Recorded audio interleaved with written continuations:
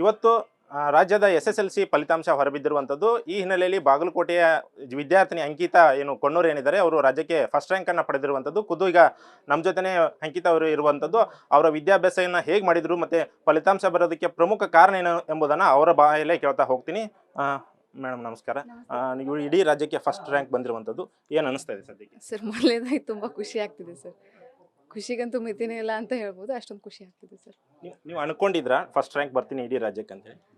99% ಅನ್ಕೊಂಡಿದ್ದೆ sir, 1% out ಇತ್ತು. ಬಂದಿರೋದು ತುಂಬ ಖುಷಿ ಅನಿಸ್ತು ಸರ್. ಈಗ ಫಸ್ಟ್ ರ್ಯಾಂಕ್ ಬಂದ್ರಿ, ಅದ್ರದ್ದು ಹಿಂದಿನ ಪ್ರಿಪ್ರೇಷನ್ ಹೆಂಗಿತ್ತು ಅಂತ? ಪ್ರಿಪ್ರೇಷನ್ ಅಂತ ಅಂದರೆ ಹಾರ್ಡ್ ಸ್ಟಡಿ ಮಾಡೋದು ಇಂಪಾರ್ಟೆಂಟ್ ಇಲ್ಲ ಅಂತಲ್ಲ, ಹಾರ್ಡ್ ಜೊತೆ ಸ್ಮಾರ್ಟಾಗಿ ಕೂಡ ಸ್ಟಡಿ ಮಾಡಬೇಕು. ಸೊ ನಾನೇನು ಓದ್ತಿದ್ದೆ ಅಂತ ಅಂದರೆ ರಾತ್ರಿ ಪೂರ್ತಿ ಎಲ್ಲ ನಿದ್ದೆಗೆಟ್ಟು ಓದ್ತಿದ್ದೆ ಅಂತ ಅಲ್ಲ, ತುಂಬಾ ಮಲಗಿದ್ದೀನಿ ನಾನು. ಆದರೆ ಏನು ಓದುವಂಥ ಸಮಯದಲ್ಲಿ ನಾವೇನು ಓದ್ತೀವೋ ಅದನ್ನು ಕ್ಲಾರಿಟಿಯಾಗಿ ಇಟ್ಕೊಂಡು ಓದುವಂಥ ಸಮಯದಲ್ಲಿ ಬೇರೆ ಕಡೆ ಡಿಸ್ಟ್ರ್ಯಾಕ್ಟ್ ಆಗದೆ ಇರೋ ಥರ ಓದೋ ಕಡೆ ಫೋಕಸ್ಡ್ ಆಗಿದ್ರೆ ಸಾಕು ಸರ್. ತುಂಬ 10 ಗಂಟೆ ಎಲ್ಲ ಓದಬೇಕು, 12 ಗಂಟೆ ಎಲ್ಲ ಓದಬೇಕು ಅನ್ನೋಷ್ಟು SSLCಯಲ್ಲಿ ಏನೂ ಇಲ್ಲ ಸರ್. ಅಷ್ಟೇ 3 ಗಂಟೆ 4 ಗಂಟೆ ಎಲ್ಲ ಓದಿದ್ರೆ ಸಾಕು ಸರ್. ಸೆಲ್ಫ್ ಸ್ಟಡಿಗೆ ತುಂಬ ಇಂಪಾರ್ಟೆನ್ಸ್ ಕೊಟ್ಟು ಫೋಕಸ್ಡ್ ಆಗಿ ಕಾನ್ಸೆಪ್ಟನ್ನು ಅರ್ಥ ಮಾಡ್ಕೊಳ್ತಾ ಟೀಚರ್ಸ್ ಹೆಲ್ಪ್ ತಗೊಂಡು ಟೀಚರ್ಸ್ಗೆ ಸಪೋರ್ಟಿವ್ ಆಗಿರೋದ್ರಿಂದ. ಈಗ ನಿಮ್ಮ ಈ ವಿದ್ಯಾಭ್ಯಾಸಕ್ಕೆ ಮನೆಯವರಾಗಿರ್ಬೋದು ಮತ್ತು ಟೀಚರ್ಸ್ಗಳಾಗಿರ್ಬೋದು ಅವ್ರ ಬೆಂಬಲ ಹೇಗಿತ್ತು ತಮಗೆ? ಸರ್ ಮನೆಯವ್ರದಂತೂ ಚಿಕ್ಕಂದ್ರಿಂದ ಇರಬೇಕಾಗಿದ್ರೂ ಮನೆಯವ್ರು ನೀವು ಏನು ಮಾಡ್ತಿರೋ ನೀನು ಯಾವುದೇ ರೀತಿ ಅಭ್ಯಾಸ ಮಾಡ್ತೀನಂದ್ರು, ಯಾವುದೇ ಪುಸ್ತಕ ತೊಗೋತೀನಂದ್ರು, ಒಟ್ಟಿನಲ್ಲಿ ನಾನು ಏನೇ ಮಾಡ್ತೀನಂದ್ರು ಅದಕ್ಕೆ ಸಪೋರ್ಟಿವ್ ಆಗಿ ಮನೆಯವರಿದ್ದರು. ಹಾಗೆ ನಾನು 6th ಇಂದ 10th ಕೂಡ ಮೊರಾರ್ಜಿ ದೇಸಾಯಿ ವಸತಿ ಶಾಲೆ ಮೆಳ್ಳಿಗೇರಿ ಹಾಸ್ಟೆಲ್ ಸ್ಕೂಲ್ ಅದು. ಸೊ ಆ ಸ್ಕೂಲಲ್ಲಿ ಓದಿರೋದ್ರಿಂದ, ಹಾಸ್ಟೆಲಲ್ಲಿ ಇರೋದ್ರಿಂದ ಪೇರೆಂಟ್ಸ್ ಕಡೆ ಸಂಪರ್ಕ ಸ್ವಲ್ಪ ಕಡಿಮೆ. ಟೀಚರ್ಸ್ ಸಪೋರ್ಟ್ ತುಂಬ ಇತ್ತು ನನಗೆ. ಪ್ರಿನ್ಸಿಪಲಿಂದ ಹಿಡ್ಕೊಂಡು ನಮ್ಮ ಎಲ್ಲ ಸಬ್ಜೆಕ್ಟ್ ಟೀಚರ್ಸ್ ಆಗಿರ್ಬೋದು, 6 ಸಬ್ಜೆಕ್ಟ್ ಟೀಚರ್ಸನ್ನು ಬಿಟ್ಟು ಮಿಕ್ಕಿದ ಎಲ್ಲ ಸಬ್ಜೆಕ್ಟ್ ಟೀಚರ್ಸು ಕೂಡ, ಈಗ ಕರಿಕ್ಯುಲರ್ ಸಬ್ಜೆಕ್ಟ್ಸ್ ಇರುತ್ತಲ್ಲ ಆ ಟೀಚರ್ಸು ಕೂಡ ತುಂಬ ಸಪೋರ್ಟಿವ್ ಆಗಿ ನಿಂತು ನೀನು ಏನೇ ಮಾಡ್ತೀನಂದ್ರು, ನಿನಗೆ ಯಾವುದೇ ಥರ ಹೆಲ್ಪ್ ಬೇಕಂದ್ರೂ ಕೇಳು ನಾನು ಮಾಡ್ತೀನಿ ಅಂತ ಕಡೆವರೆಗೂ ಡೇ 1ಇಂದ ಲಾಸ್ಟ್ ಡೇವರೆಗೂ, ಎಕ್ಸಾಮ್ದು ಲಾಸ್ಟ್ ಡೇವರೆಗೂ ನನ್ನ ಜೊತೆ ನಿಂತು ಎಲ್ಲ ರೀತಿಯಾಗಿ ಸಪೋರ್ಟಿವ್ ಆಗಿರೋದ್ರಿಂದಾನೇ ಇವತ್ತು ಈ ರೀತಿ ಆಗೋದಕ್ಕೆ ಸಾಧ್ಯ ಆಯಿತು ಸರ್. ಈಗ ಫಸ್ಟ್ ರ್ಯಾಂಕ್ ಅಂತೂ ಬಂದಿದ್ರಿ, ತಾವು ಅನ್ಕೊಂಡಂಗೆ ಫಸ್ಟ್ ರ್ಯಾಂಕ್ ಬಂದಿದ್ರಿ. ಈಗ ಮುಂದಿನ ತಮ್ಮ ನಿರ್ಧಾರ ಏನು ಮಾಡ್ಬೇಕಂತಿದ್ರೆ?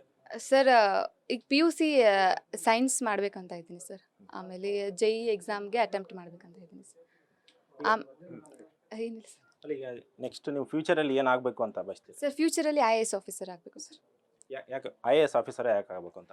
ಸರ್ ಯಾಕಂದರೆ ನನ್ನ ಹತ್ರ ನನಗೆ ಗೊತ್ತಿರೋ ಮಟ್ಟಿಗೆ ಸ್ವಲ್ಪ ನಾಲೆಜ್ ಅಂತೂ ಇದೆ, ಆದರೆ ಅದನ್ನು ಇನ್ನೂ ಡೆವಲಪ್ ಮಾಡ್ಕೊಳ್ಳೋಕೆ ತುಂಬ ಸಮಯನೂ ಇದೆ. ಜ್ಞಾನ ಅಂತೂ ಯಾವತ್ತೂ ಮುಗಿದೇ ಇರುವಂಥ ಸಂಪತ್ತು. ಅದನ್ನು ಸಂಪಾದನೆ ಮಾಡ್ತಾ ನನ್ನ ನಾಲೆಜನ್ನು ಸೊಸೈಟಿ ಇಂಪ್ರೂವ್ಮೆಂಟಿಗೆ ಆಗಿ ಕೊಡುಗೆ ಕೊಡಬೇಕು ಅಂತ, ಕಾಂಟ್ರಿಬ್ಯೂಷನ್ ಮಾಡಬೇಕು ಅಂತ ತುಂಬ ಆಸೆ ನನಗೆ ಚಿಕ್ಕಂದಿಂದ. So that's why social servant ಆಗಿ, ಸಿವಿಲ್ ಸರ್ವೆಂಟ್ ಆಗಿ ನಾನು UPSC ಸೆಕ್ಷನ್ನ ಚೂಸ್ ಮಾಡ್ಕೊಂಡು ಅದಕ್ಕೋಸ್ಕರ IAS ಆಫೀಸರ್ ಆಗಬೇಕು ಅಂತ, ಸೊಸೈಟಿ ಇಂಪ್ರೂವ್ಮೆಂಟ್ಗೋಸ್ಕರ.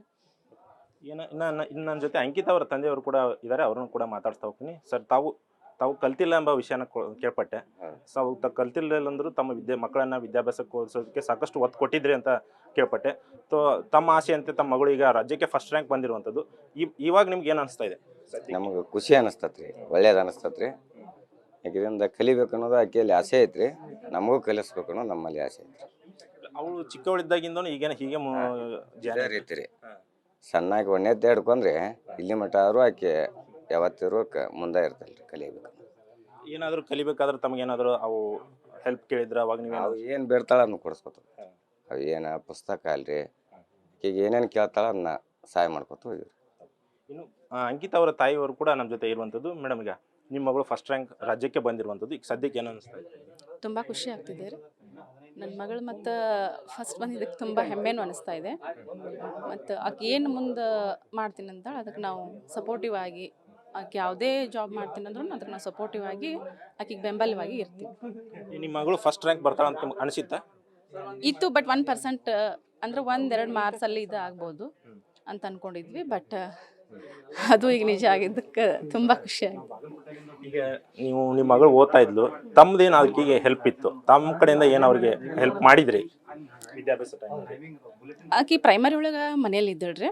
ಈಗ ಹೈಸ್ಕೂಲಿಂದ ಆಕೆ ಹಾಸ್ಟೆಲ್ ಒಳಗೆ ಇದ್ಲು. ಪ್ರೈಮರಿ ಒಳಗಂತೂ ತಾಯಿಯಾಗಿ ತಿದ್ದುವಂಥ ಕೆಲಸ ಅಂತೂ ನಾನು ಮಾಡಿದ್ದೀನಿ, ಏನು ತಪ್ಪಿದಲ್ಲೇ ಇದಾದಲ್ಲೇ ಆಕೆ ಹೇಳ್ಕೊಡ್ತಾ ಬಂದಿದ್ದೀನಿ. ಮತ್ತು ಹೈಸ್ಕೂಲಿಂದ ಅಂತೂ ನಾವು ಜಾಸ್ತಿ ಅವ್ರ ಟೀಚರ್ಸ್ ತುಂಬ ಮೋಟಿವೇಟ್ ಆಗಿ ಅವರಿಗೆಲ್ಲ ಹೇಳೋದು ಮಾಡೋದು ತುಂಬ ಇತ್ತು ರೀ ಸರ್.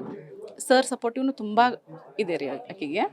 ಹಿಂಗಾಗಿ ಆಕಿ ಅಚೀವ್ ಮಾಡುವಲ್ಲಿ ಟೀಚರ್ಸ್ ಪಾತ್ರ ತಂದೆ ತಾಯಿ ಪಾತ್ರ ಇದೆ ಅಂತ. ಈಗ ನಿಮ್ಮ ಮಗಳು IAS ಆಫೀಸರ್ ಆಗ್ಬೇಕಂತ ಇದೆ ಆಸೆ ಹೇಳ್ತಾ ಇದ್ದಾರೆ. ತಮ್ಮ ಆಸೆ ಏನಿದೆ? ತಮ್ಮ ಮಗಳು ಏನಾಗಬೇಕು ಅನ್ನೋದು ಆಸೆ ತಮಗಿದೆ? ನನಗೂ ಅದೇ ಇದೆ ರೀ. ಅಂದ್ರೆ ಆಕಿ ಏನು ಮಾಡ್ತಾಳ ಅದನ್ನ ನಾವು ಆಕಿಗೆ ಬೆಂಬಲವಾಗಿರ್ತೀವಿ ಹೊರತು ನಾವು ಇದನ್ನು ಮಾಡುವಂಥ ಯಾವುದೇ ಆಕಿ ಒತ್ತಡ ಹೇರಕ್ಕೆ ಹೋಗಲ್ಲ. ಈಗ ಚಿಕ್ಕವಳಿದ್ದಾಗಿಂದನೂ IAS ಓದ್ಬೇಕಂತ? ಚಿಕ್ಕವಳಿದ್ದಾಗ ಅವ್ರ ಸರ್ ಒಂದು ಲೆಟರ್ ಕೊಟ್ಟು ಅದರಲ್ಲಿ ನೀನು ಏನು ಆಗ್ಬೇಕಂತ ಕೊಟ್ರೆ ಅದ್ರೊಳಗೆ IAS ಆಫೀಸರ್ ಆಗ್ಬೇಕಂತ ಆಕಿ ತುಂಬಿ ಕಳಿಸಿದ್ಲು.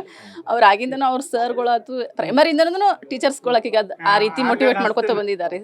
ಮತ್ತು ಈಗ ಹೈಸ್ಕೂಲಿಂದನೂ ಆಯ್ತು ಎಲ್ಲ ಸರ್ಸ್ಗಳು ಟೀಚರ್ಸ್ಗಳು ಆಕಿಗೆ ತುಂಬ ಹೆಲ್ಪ್ ಮಾಡಿ ಎಲ್ಲಿ ಏನು ಆಕಿ ಇದಾಕಳೆಲ್ಲ ಆಕಿಗೆ ತಿದ್ದಿ ಇದನ್ನು ಮಾಡಿ ಇಲ್ಲಿವರೆಗೂ ತಂದಿದ್ದಕ್ಕೆ ಎಲ್ಲರಿಗೂ ನಾನು ಥ್ಯಾಂಕ್ಸ್ ಹೇಳಕ್ಕೆ ಇಷ್ಟಪಡ್ತೀನಿ. ಇದಿಷ್ಟು ಏನು SSLCಯಲ್ಲಿ ರಾಜ್ಯಕ್ಕೆ ಫಸ್ಟ್ ರ್ಯಾಂಕ್ ಬಂದಿರುವಂತಹ ಅಂಕಿತಾ ಹಾಗೂ ಅವರ ಕುಟುಂಬಸ್ಥರ ಮಾಹಿತಿಯಾಗಿರುವಂಥದ್ದು. Krishna Hadimani, news first, Bagalkote. News first ನಿರ್ಭೀತಿಯಿಂದ ನಿಮ್ಮ ಪರವಾಗಿ.